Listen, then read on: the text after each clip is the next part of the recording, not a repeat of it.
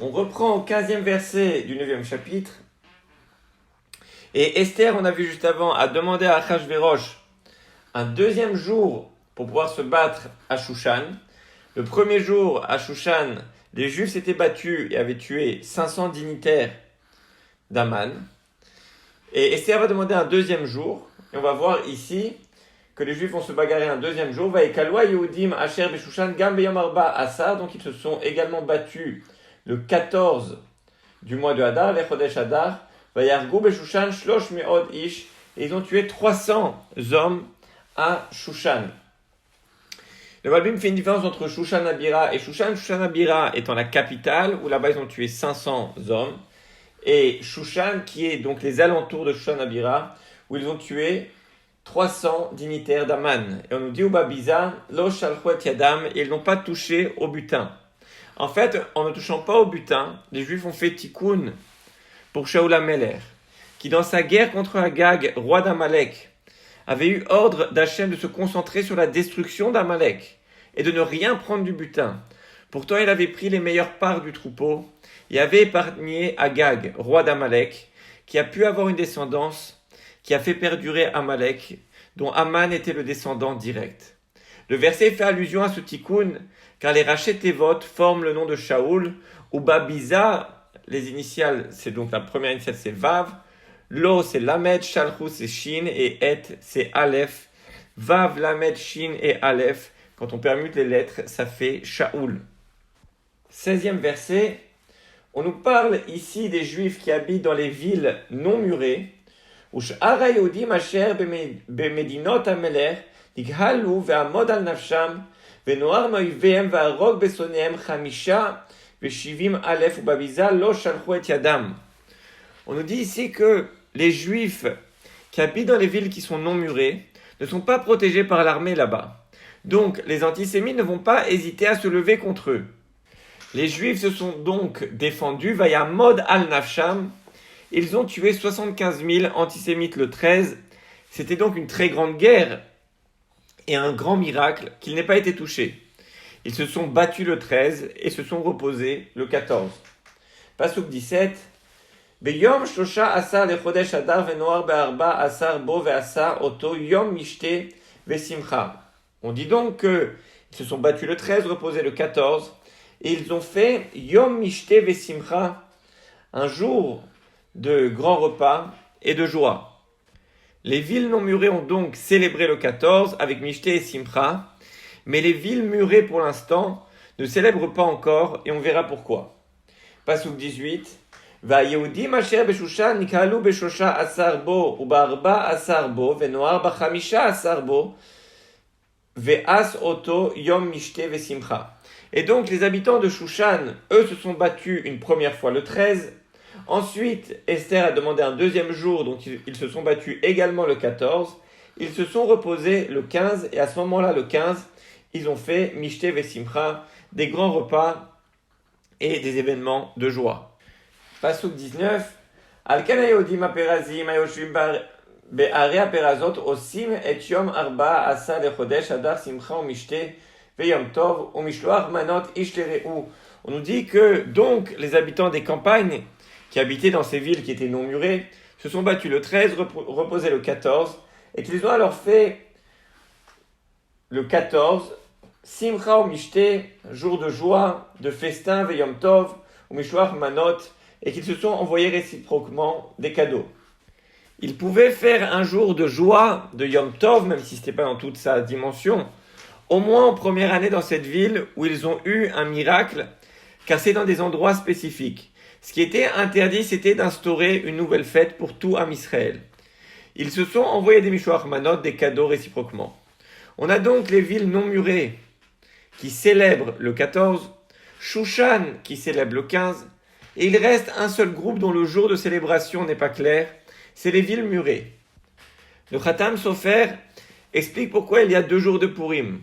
La Mishnah dans Avot, c'est d'ailleurs la seule fête qui n'a pas un jour spécifique, qui dépend de tel endroit ou tel endroit.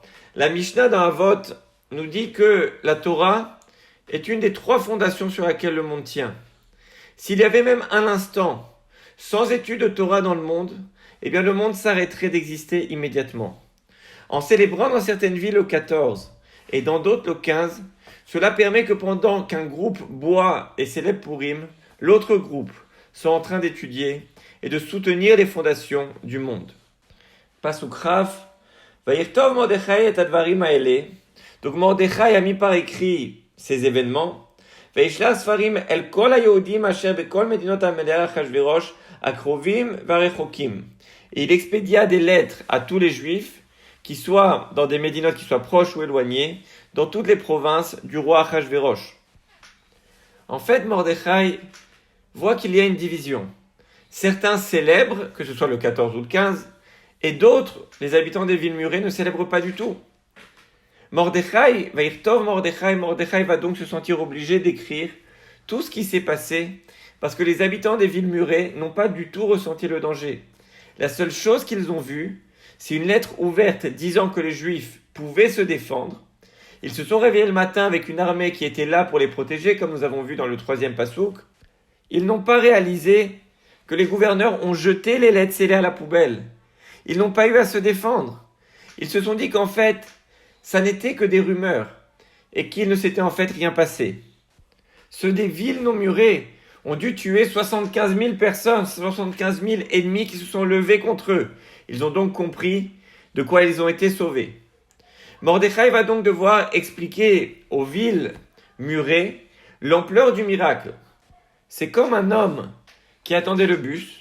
Il monte dans le bus et 1 minute après, l'immeuble s'effondre sur l'arrêt de bus. Le lendemain, il ouvre le journal et là, il réalise. À ce moment-là, bien sûr, il dit merci Hachem. Il a une énorme joie. Mais quand il est monté dans le bus, il ne savait même pas ce qui s'était passé. On comprend que les villes non murées, les campagnes, célèbrent le 14. Ils se sont battus le 13 pendant un jour et ils se sont reposés le 14. Dans la ville de Shushan, on célèbre le 15 puisqu'ils se sont bagarrés le 13 et le 14 et reposés le 15. Mais pourquoi les villes murées célèbrent-elles le 15 ? Le 14, ils étaient techniquement déjà sauvés. Dans les villes murées, les Juifs étaient prêts à la guerre le 13 Adar. Mais les gouverneurs n'ont pas appliqué le décret. Le 14, les Juifs n'avaient plus le droit de se défendre, car l'autorisation qui avait été accordée aux Juifs de se défendre se limitait au 13 Adar. Le 14, les Juifs des villes murées étaient en danger, car ils n'avaient pas tué leurs ennemis le 13, et le 14, les gouverneurs ne se seraient normalement pas gênés pour appliquer le décret d'Aman. Le décret d'Aman ne se limitait sûrement pas au 13 Adar. À la fin du 13 Adar, Aman n'allait pas dire « time out », on arrête de tuer les Juifs. Le 13 Adar était le jour du début de l'extermination, mais il ne se serait pas arrêté tant qu'il y aurait eu des Juifs. Et donc, comme l'explique le Malbim, les Juifs avaient le droit de se défendre le 13, et uniquement le 13, et la preuve c'est que Esther a dû supplier pour un deuxième jour spécifiquement pour Shushan, ce qui veut dire que dans les autres villes, les Juifs ne pouvaient pas se défendre après le 13. Comme le 14, les Juifs des villes murées étaient dans un grand danger, et qu'il ne s'est rien passé, ils célèbrent le 15, le jour où ils ont vraiment été à l'abri. Quand le 14 était passé et que les gouverneurs n'avaient toujours rien fait, c'était déjà la preuve que les nations n'avaient pas l'intention d'agir. Cette explication du Malbim est absolument brillante. Parce que si vous demandez aujourd'hui aux gens pourquoi certains célèbrent le 14 et pourquoi d'autres célèbrent le 15, alors on vous dira, le 15 c'est les villes murées, le 14 c'est les villes non murées. Mais si vous demandez pourquoi, normalement peu seront capables de vous répondre. Alors que vous maintenant vous savez que dans les villes non murées, ils se sont battus le 13, reposés le 14 et donc ils célèbrent le 14. À Shushan spécifiquement, ils se sont battus pendant 2 jours, le 13, le 14 et reposés le 15. Et les villes murées se sont reposées le 15 car c'est après que la journée du 14 soit passée et qu'ils n'aient pas été attaqués qu'ils ont compris qu'ils étaient sortis d'affaire. Pasuk Raf Aleph. לקיים עליהם להיות עושים את יום 14 לחודש אדר ואת יום 15 בו וכל שנה ושנה. Et donc Mordechai va dire aux Juifs de s'engager à observer chaque année, année après année, le 14 et le 15 Adar, donc cette fête de Purim, כימים אשר נחו בהם היהודים אויביהם והחודש אשר נפח להם יגון לשמחה ומבל ליום טוב לעשות אותם ימי משתה Vesimcha ou Mishwar Manot Ishleru Matanot Laivionim. Et donc, ce jour-là, ces jours où les Juifs ont été sauvés de leurs ennemis, et ce mois où leur tristesse s'est inversée, s'est changée en joie, et leur deuil en fête. Et que les Juifs en fassent des jours de festin, de Mishté et de réjouissance, de Yom Tov, et que ce soit une occasion de s'envoyer des cadeaux et de faire Matanot Laivionim, des dons aux pauvres. Chacun se repose donc le jour où il a été délivré, que ce soit le 14 ou le 15. Et nous sommes donc la première année de cette délivrance.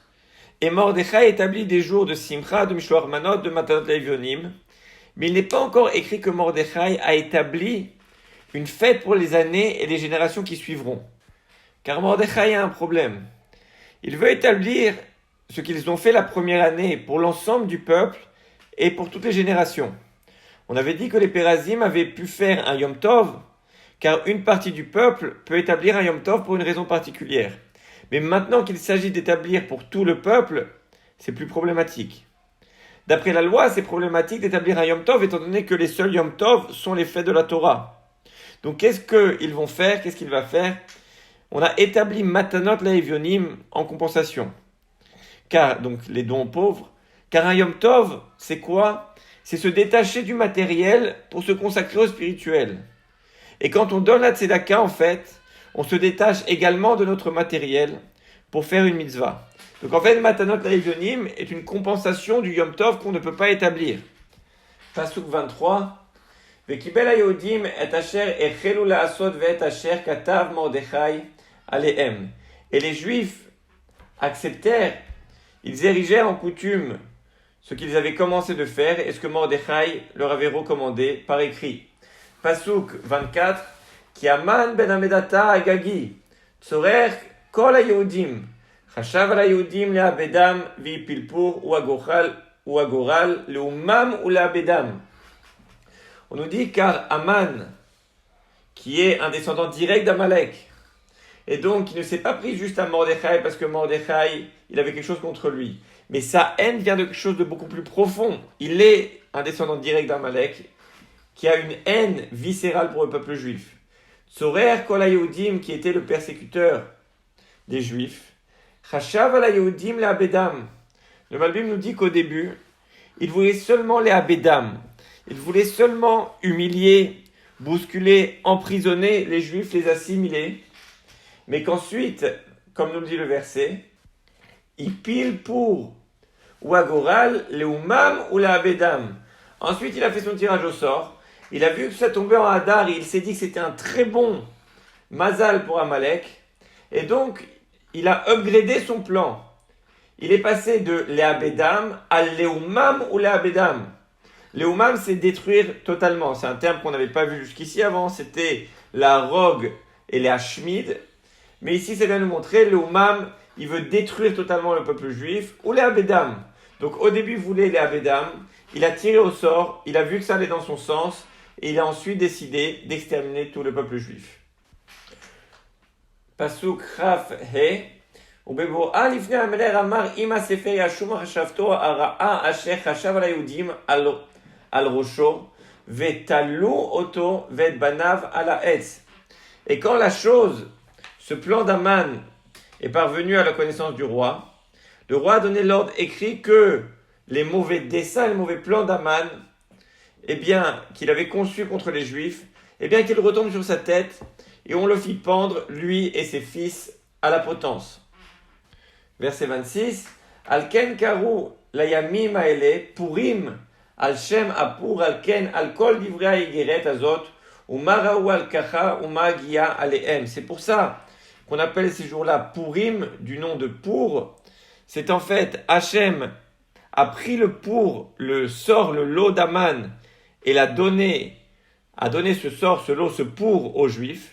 Hachem a fait venafochu des pour. Et c'est pour ça que ça s'appelle Purim. Al-Shem Apur, Al-Ken, Al-Kol Divrei, Ha'egeret Azot, Umarahu Al-Kacha, Umaegia Alehem. Et donc, en vertu de toutes les instructions de cette lettre, de tout ce qu'ils avaient vu eux-mêmes, et de tout ce qui leur était advenu. Uma Raou, parce qu'il y en a qui ont vu le miracle, comme les gens des villes non murées. Et Uma, il y a la M. Et il y en a qui n'ont pas vu, mais Mordechai doit le raconter. Donc Uma, il y a la M, il leur raconte ce qui leur est advenu, comme les gens des villes murées.